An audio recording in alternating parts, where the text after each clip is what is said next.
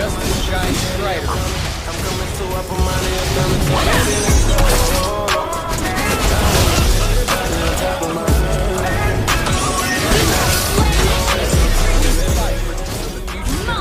guys, Winty na naman. So for today's video ay maglaro ulit tayo ng Unicraft dahil na-stress na naman ako sa ML kaya ilibang ko muna yung sarili ko dito sa Unicraft. So sa video na ito ay napagplanuhan kong gumawa ng isang malaking motor.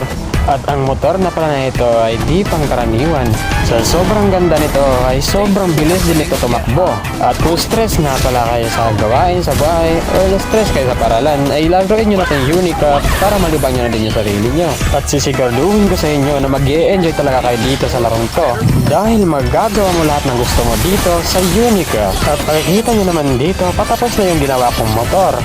Tingnan nyo naman to kung gaano kaangas, di ba? So dito ay gumawa pala ako ng malupitang makina at isang tambotso para maangas ang dating ng motor ko. At so makikita nyo naman dito patapos na yung ginawa kong motor at makikita nyo na yung resulta ng ginawa kong pinakamagandang motor sa buong mundo. At bago ang lahat, available pala to sa iOS and Android. So ano pang hinihintay nyo?